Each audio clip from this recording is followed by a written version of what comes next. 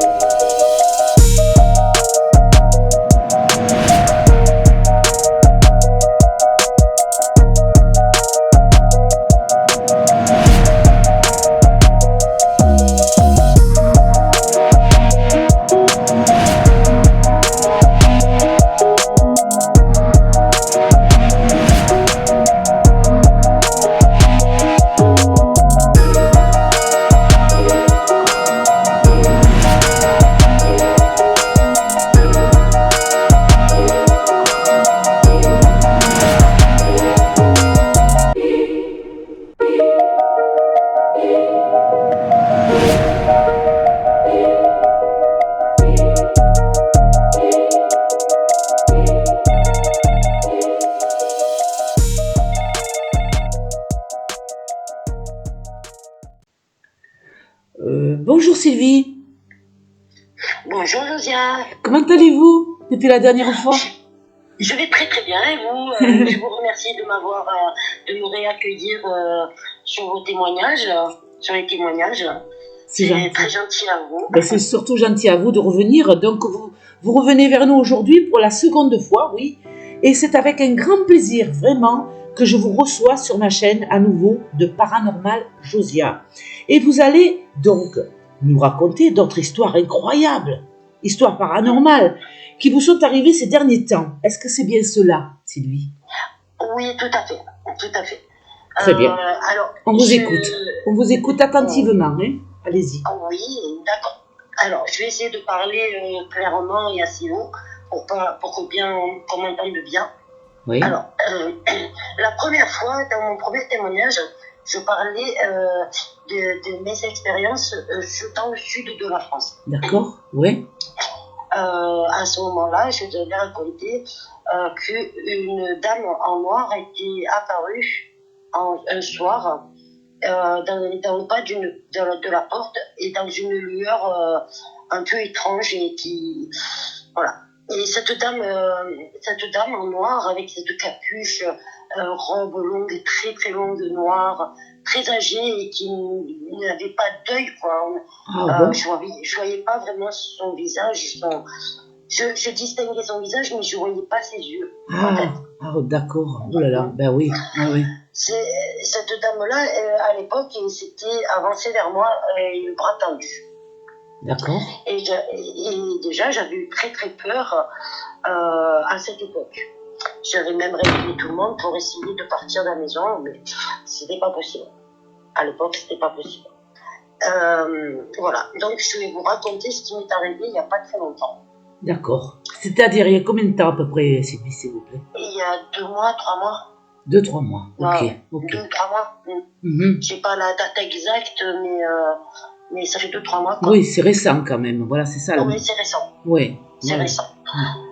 Mon mari était parti pour faire des séances de kiné. Et moi, j'ai dit, il faut absolument que je range le grenier Dans ma maison actuelle, hein, je suis plus dans le sud, Oui, oui. je suis dans le nord. Hein, d'accord. Donc voilà, pour que les gens comprennent bien. Ouais. Donc dans une maison nouvelle au nord de la France. Ok. Et il s'était déjà passé des petites choses dans cette maison depuis 2018. Et là, je pensais plus trop parce que ça s'était un peu atténué, entre guillemets. Ouais. Et donc, j'ai dit, il faut absolument que je range ce grenier pour pouvoir finir les travaux de cet été, parce qu'on envisage de faire des travaux dans ce grenier et dans notre chambre. Qu'est-ce que vous envisagez comme travaux, sans indiscrétion en fait, Vous comptez enlever la chambre ou faire un truc du genre? Non, on voudrait isoler la chambre parce qu'elle est très humide. D'accord.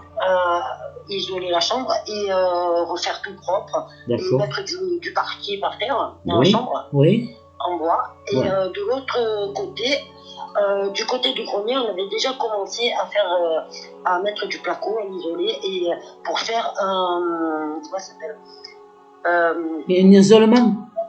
Non, en fait, cette petite pièce, on voudrait en faire un dressing. Ah, un dressing, oui, c'est très bien, oui. Pour en faire un dressing. Oui.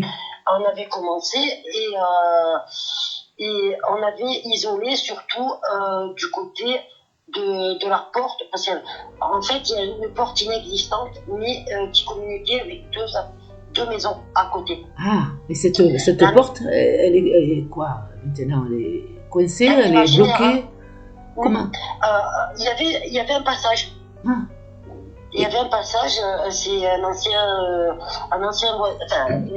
personne qui avait habité. C'est ce que vous aviez expliqué dans la première fois que c'était scellé, quoi. Enfin, on ne pouvait plus y accéder. Voilà, oui, ça a été scellé par la suite. Et nous, on a isolé ce petit coin pour.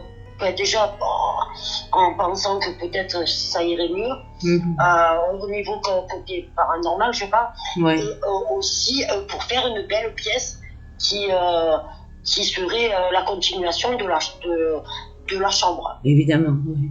Voilà, et qui ferait un dressing qui ferait vraiment un truc pas mal dans la chambre. Évidemment, voilà. Oui, c'est très bien ça. Voilà. Alors donc, cet après-midi-là, je me suis dit, je vais aller faire le grenier. Je vais aller ranger le grenier. Et il devait être 2h ou 3h de l'après-midi. Donc c'était en journée. Je rentre dans la chambre, j'ouvre la porte du grenier. Et là, j'ai fait un bond en arrière de 3 mètres. Eh ben dis donc. De 3 mètres. J'en ai même été tellement effrayée que le grenier, je n'ai pas fait ce jour-là. Mais ouais. J'ai revu cette dame en noir. Elle était où? Mais elle était devant moi, à même pas 1 mètre de moi. Devant vous? Oui, devant moi. Debout? Oui, debout, devant moi. Ok. Elle n'a pas parlé, elle est restée fixe, elle m'a fixée. Là, vous avez vu ses yeux pour de bon, là? Ou pas? Oui, des yeux noirs. Sans pupille, sans rien. Sous cette capuche. Et moi, j'ai fait un bond en arrière, j'ai hurlé. Et je suis sortie de la chambre. J'ai fermé la chambre à clé. Oui. Tellement que j'ai eu peur. Et j'ai attendu que mon mari revienne. Et donc, après cette histoire, cette vision, quoi, je me suis dit, c'est pas possible. Ça fait 2 fois. Une fois 30 ans en arrière, dans les années 1990, et une deuxième fois, donc en 2023. Et j'ai dit, c'est pas possible, elle me suit, cette dame, qu'est-ce qu'elle me veut? En sachant que moi, j'en ai très très peur. Parce que chaque fois que je l'ai vue, enfin, j'ai vu 2 fois, mais chaque fois que je l'ai vue, il s'est passé des choses bizarres après. Elle vous prévient peut-être, non? Peut-être qu'elle doit... Oui, je pense qu'elle doit nous prévenir. Cette apparition, elle ne vient pas pour rien, vous savez, Sylvie, pour moi. Elle ne vient pas pour rien. Il y a quelque chose qui... pour vous prévenir de quelque chose. Je ne sais pas si c'est positif ou négatif, mais pour vous prévenir quand même. À mon avis, je ne pense pas que c'est une personne ou un esprit qui vous ferait du mal.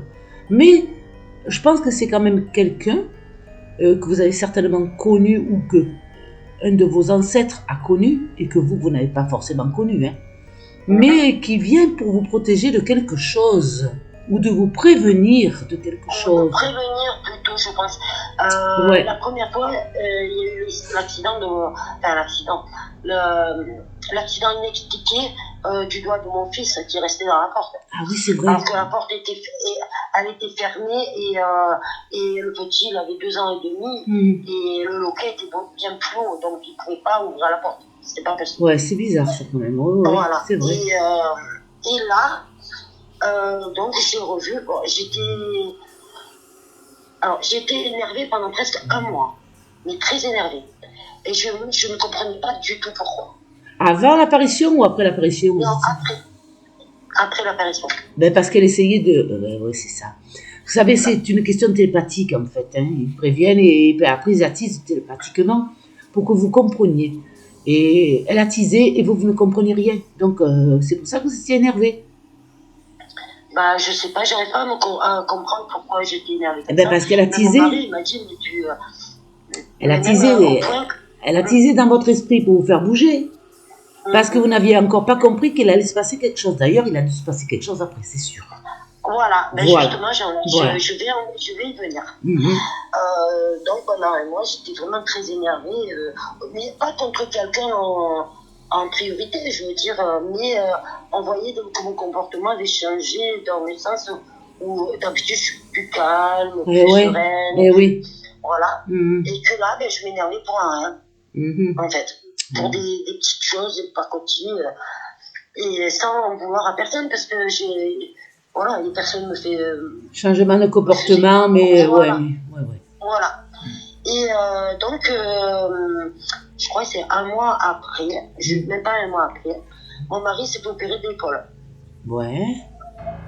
Et voilà. Donc, on m'a prévenu que mon mari allait allait avoir des problèmes médicaux.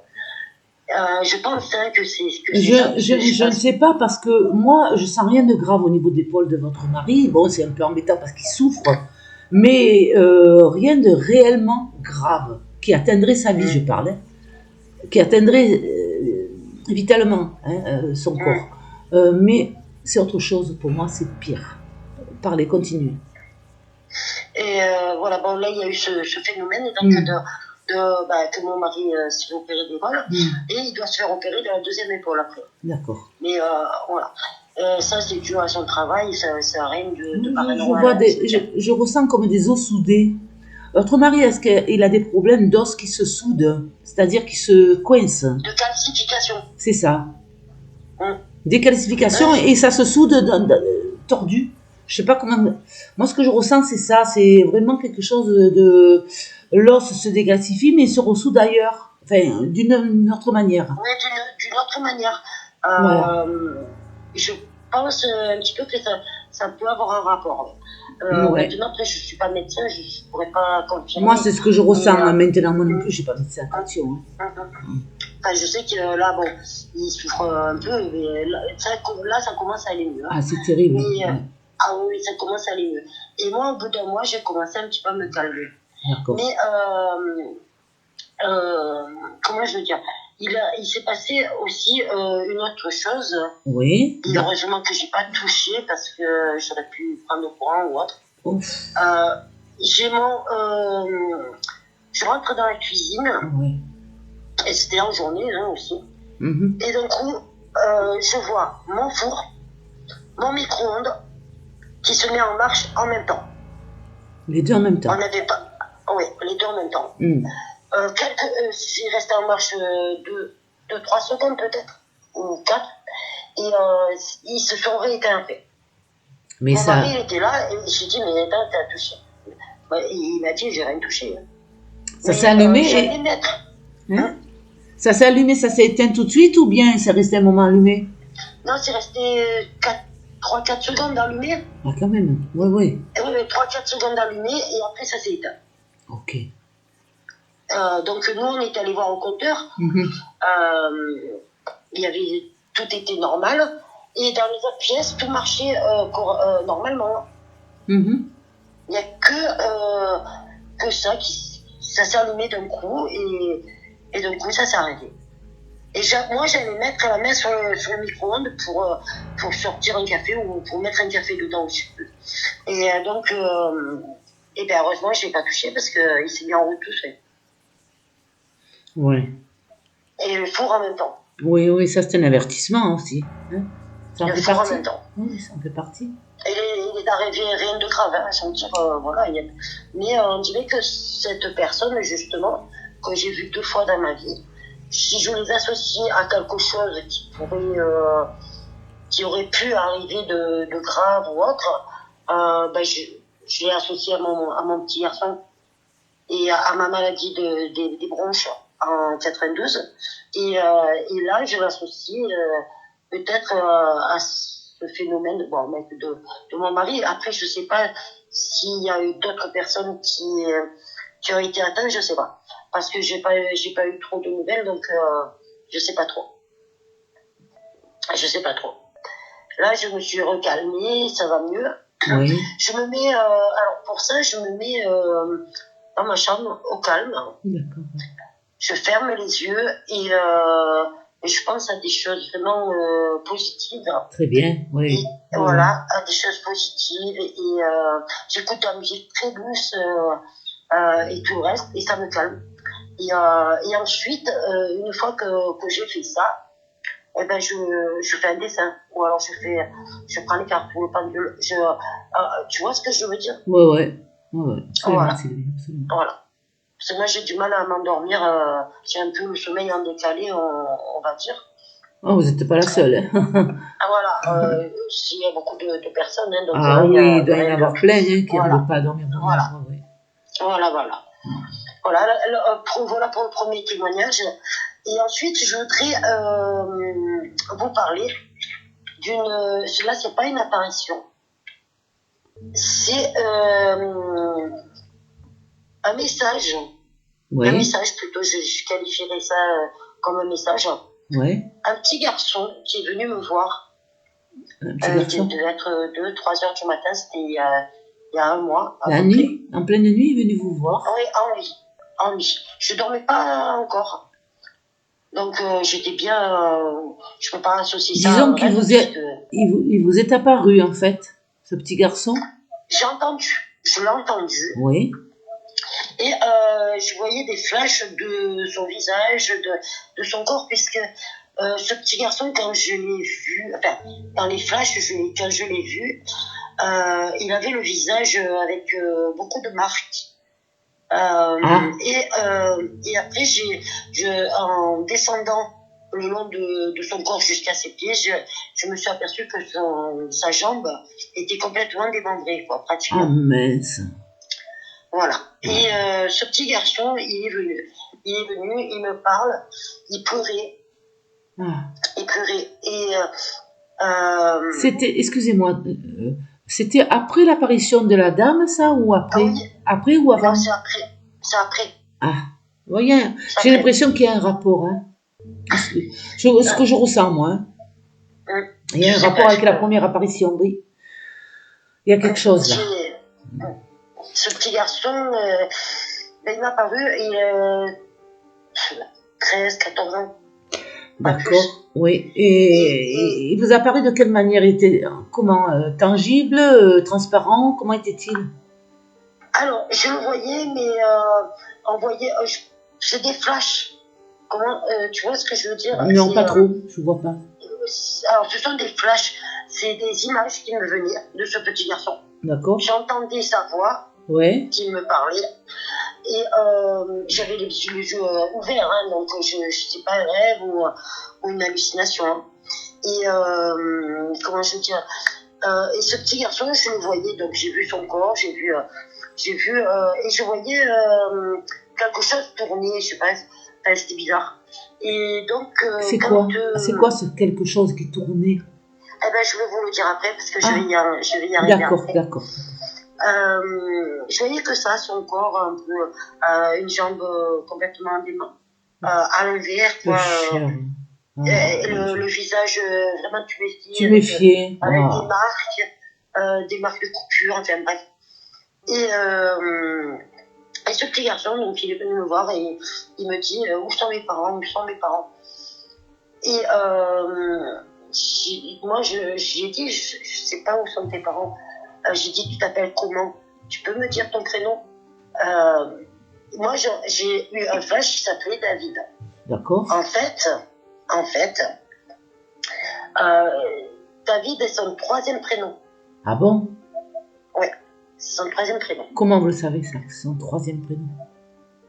Parce que quand il est venu et qu'il m'a parlé, j'ai dit, ce petit garçon, il doit pas être décédé loin de là où j'habite.